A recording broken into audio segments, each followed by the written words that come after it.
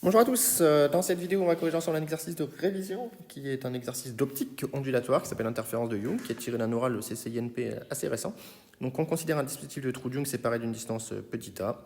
Un écran est placé dans le plan focal image de la lentille convergente et on s'intéresse aux interférences. On a une source S1 qui a pour coordonnées 0, 0, petit b, longueur d'onde lambda et intensité I0. Et donc on nous demande déjà dans un premier temps de tracer les rayons R1 passant par A et passant par B de S1 qui parviennent au point M. Donc ici on va déjà représenter les rayons qui arrivent en A et en B. Et ensuite on va placer un point M quelconque sur l'écran, par exemple ici. Et donc comme l'écran est placé dans le plan focal image de la lentille, eh bien on a une distance OF' ici, donc on va se servir d'un rayon guide, comme toujours, pour tracer les rayons. On va utiliser la propriété des foyers secondaires. Alors, mon point M est placé de manière pas forcément très judicieuse ici. Je vais le décaler un petit peu pour pas qu'on ait l'impression que le rayon guide arrive sur B. Voilà, donc je vais faire mon rayon guide. Le rayon guide, c'est celui qui passe par O. Et je sais que tous les rayons qui vont être parallèles au rayon que je viens de tracer en vert, par propriété des foyers secondaires objets, vont converger dans le même point focal, le même point du plan focal image, qui est le foyer secondaire image ici, pardon. Et donc je vais pouvoir tracer les rayons parallèles au rayon vert, ici, donc ils font à peu près 4 carreaux, voilà, comme cela, 4 sur le deuxième, donc je vais un peu agrandir ma lentille ici pour intercepter le rayon. Et donc ces rayons vont converger au point M. Vous avez des vidéos d'explication sur ma chaîne où j'ai fait ça un grand nombre de fois si vous n'êtes toujours pas à l'aise avec le rayon guide. Et donc voilà la situation pour les tracés issus de S1 convergent en M. Tous les rayons parallèles entre eux convergent dans le même point du plan focal image d'une lentille convergente ou divergente, ce qu'on appelle un foyer secondaire. Alors, exprimer l'intensité I1 de M en considérant M à proximité de O'. Donc là, il va falloir qu'on utilise la formule de Fresnel. Hop, pardon. Donc les ondes les ondes interférant en M sont issues de la même source principale, sont issues de la même source primaire.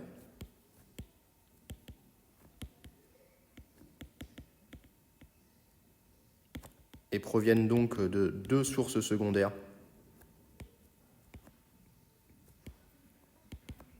A et B.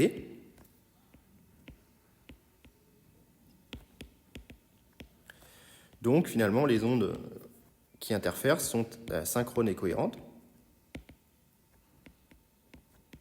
Donc on va pouvoir appliquer la formule de Fresnel.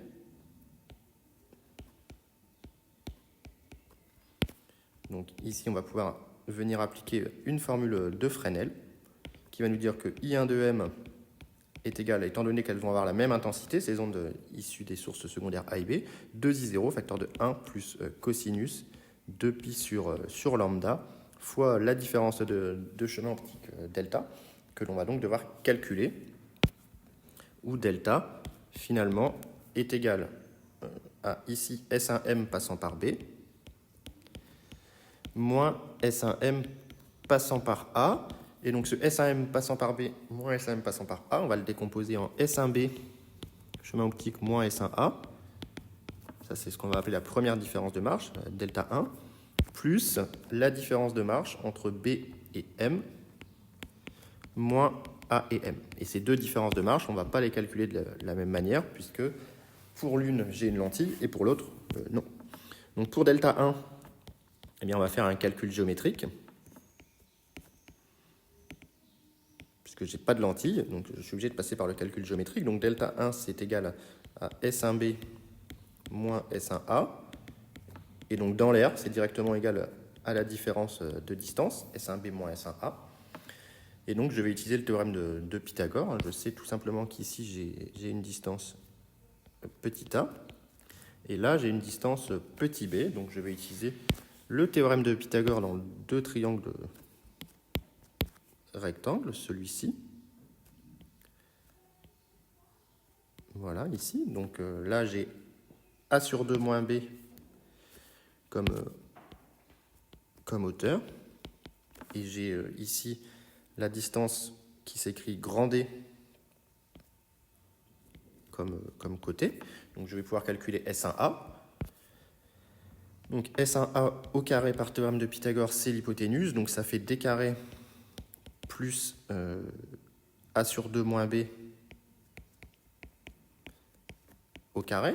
Donc j'en déduis que S1A au carré est égal à D carré. Je le mets en facteur. Facteur de 1 plus A sur 2 moins B sur D carré au carré. Et donc S1A carré, S1A, pardon, ça va être égal à D fois la racine carrée de 1 plus A sur 2 moins B au carré sur D carré.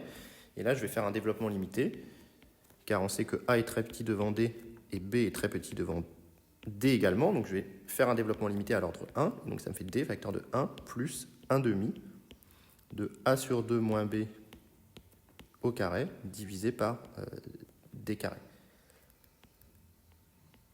Voilà. Et je vais faire pareil, de même, pour S de A.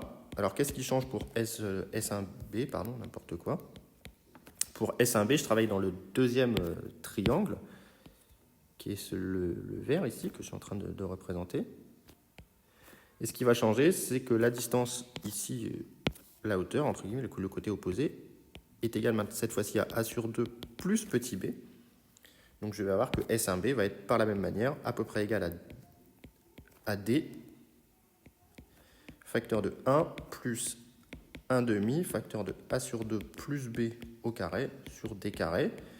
Et donc le petit delta 1, qui est égal à S1B moins S1A, se simplifie assez bien. Les D se simplifient. Il va me rester 1 sur 2D, facteur de A sur 2 plus B au carré, moins A sur 2 moins B au carré.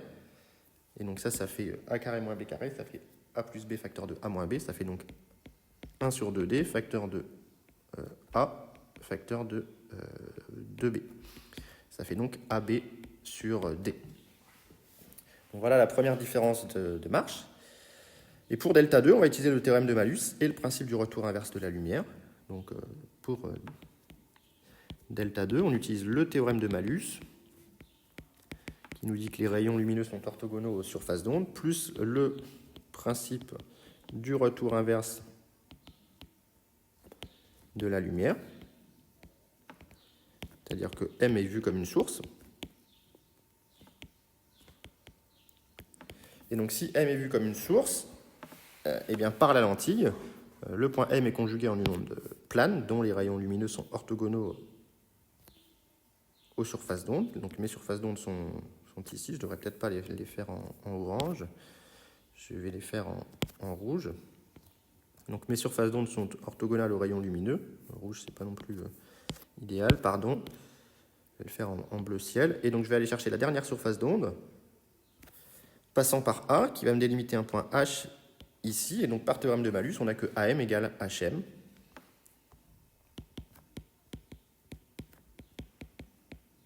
Et donc on en déduit que ce que j'ai appelé la différence de marche 2, c'est-à-dire BM moins AM. BM moins AM, c'est égal à BH plus HM moins AM. Et donc ça, c'est égal tout simplement à ABH. Et donc dans l'air, c'est égal à la distance BH. Et donc la distance BH, on va pouvoir la calculer en introduisant un angle ici, θ, qu'on va retrouver exactement ici. Et donc on a que sin θ est égal à BH sur A.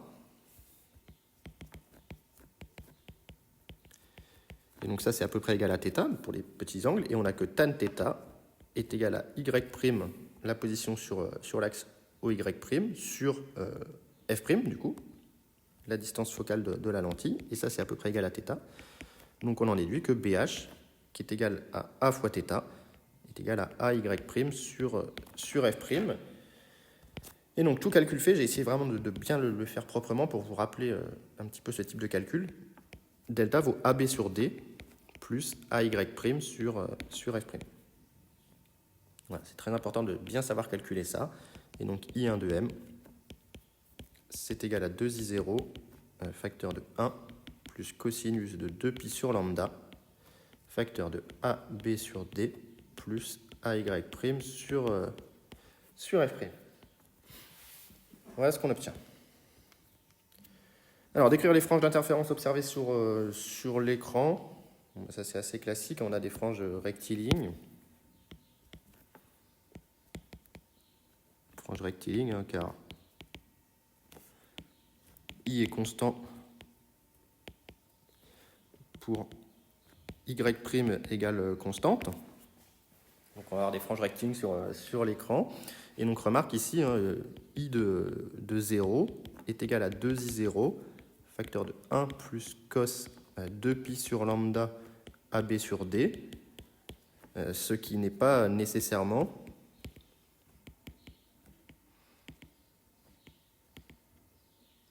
une frange brillante. Hein. Ça va dépendre des valeurs de AB et D. Donc là, on n'est pas dans une situation où le centre est nécessairement brillant, dû au fait que la source a été décalée sur l'axe vertical.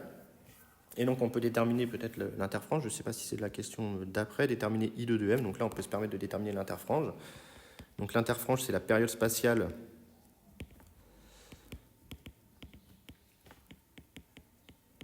de I1 de M. Donc pour la période spatiale, on peut réécrire I1 de M sous la forme d'une fonction périodique de Y, sous la forme 1 plus cos 2pi sur I Y' plus une éventuelle phase à l'origine qui justement tient compte du fait que le centre de la figure n'est pas forcément brillant. Et donc là, on va identifier assez facilement l'interfrange, c'est un calcul assez classique, qui s'écrit lambda f' sur A pour cette situation ici physique, hein, puisque on veut écrire 2pi sur i. Donc si vous développez le cosinus, je suis allé un petit peu vite, vous développez le cosinus et vous identifiez le terme devant y'. Une autre manière de le voir, c'est d'utiliser l'ordre d'interférence. P égale delta sur lambda et calculer P plus 1 moins P. C'est quelque chose d'assez classique que l'on peut faire également pour retrouver la valeur de l'interfrange. Très bien, donc dans la deuxième partie maintenant, je vais reprendre cette deuxième partie. Donc on me dit qu'on considère une deuxième source, S2, ici située en moins B. Donc là, on ne va pas refaire tout le calcul. Donc on a maintenant, ici, si on prenait la source pour S2, on aurait le delta prime. Qu'est-ce qui changerait si je prenais la source en S2, eh bien, c'est la différence de marche dans la première partie qui changerait. Donc la différence de marche, cette fois-ci, on n'aurait plus le AB sur D, mais on aurait moins AB sur D. Donc cette fois-ci, delta prime égale moins AB sur D plus AY' sur F', si je ne dis pas de bêtises par rapport à ce qu'on avait obtenu. Donc I2 de M va être égal à 2I0, facteur de 1 plus cos 2pi sur lambda, c'est la même longueur d'onde, facteur de AY' sur F' moins AB sur D.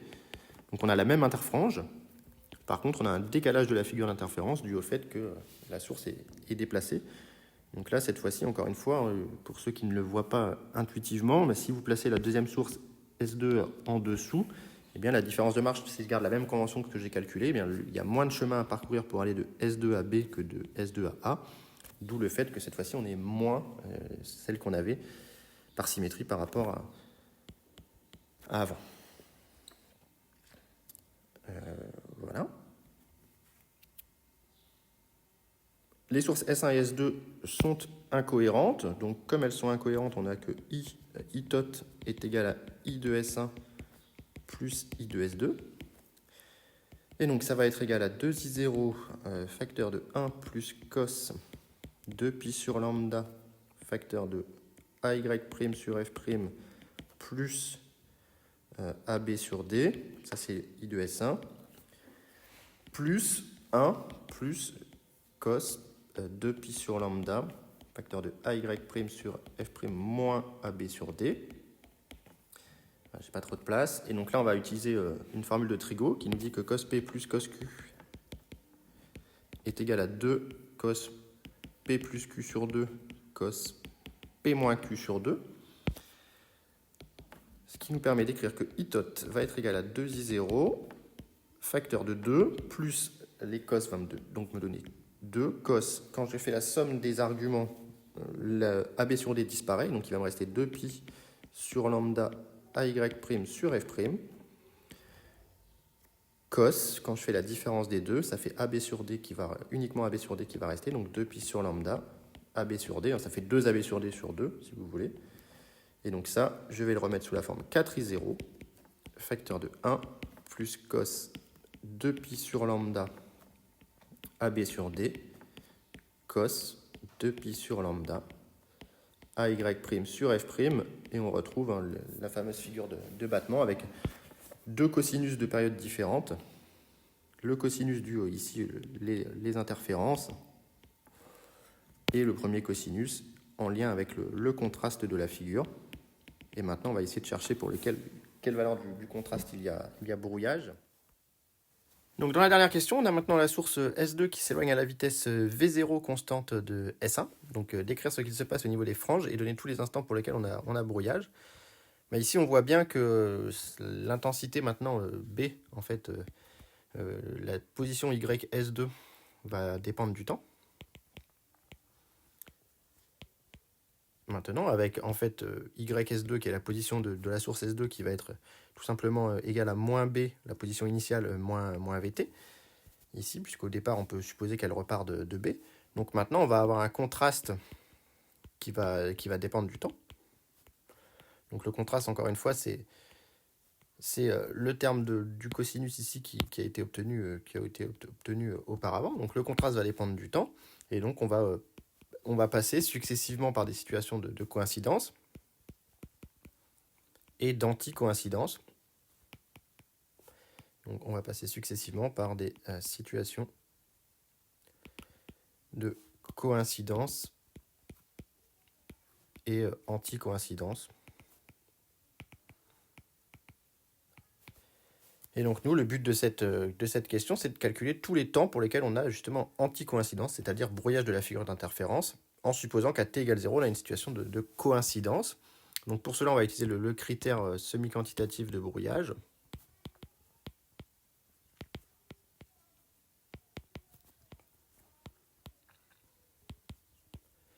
Qui nous dit qu'en partant d'une situation de coïncidence,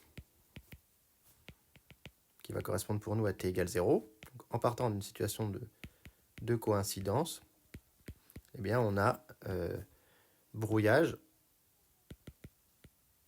dès que la valeur absolue de delta P est égale à 1/2 plus un entier K, où K est un entier tout simplement relatif ici, et non pas forcément, c'est la valeur absolue de delta P, donc techniquement ça devrait être un entier naturel, donc je vais enlever la valeur absolue, et donc K appartient à Z, avec delta P, qui est la variation de l'ordre de l'interférence, qui est donc égale à delta prime sur lambda moins delta sur lambda, avec delta qui est la différence de marge pour la source S1, donc AB sur D plus AY' sur F', au vu de ce qui a été fait avant, et delta prime qui est la différence de marge pour S2, qui est donc AY' sur F', moins A fois du coup B plus VT, la position de la source 2 sur D. Donc on en déduit que delta prime moins delta, ou delta moins delta prime en valeur absolue, ici c'est ça qui va nous intéresser. La valeur absolue de delta prime moins delta, ça va être égal, les AY' sur F' vont se simplifier. Et donc il va nous rester le AB sur D qui va se sommer, donc 2AB sur D, plus A VT sur grand D. Donc finalement, delta P en valeur absolue est égal ici à 2AB sur lambda D, plus A VT sur lambda D. Et donc à t égale 0, on a que la valeur absolue de delta P est égale à 2AB sur lambda D. Et comme c'est une situation de coïncidence, ben ça forcément c'est un entier. Donc ce terme ici est en fait un entier. Donc on se retrouve avec la valeur absolue de delta P qui est égale à 1 entier plus A fois VT sur lambda D. Et donc nous, la condition de brouillage, Elle s'écrit m plus a fois vt sur lambda d est égal à 1 demi plus k. Et donc k moins m, ça reste un autre entier. Donc on se retrouve avec avt sur lambda d est égal à 1 demi plus, je vais l'appeler p. Où p est un entier ici naturel puisqu'on est sur le temps. Et donc les temps de brouillage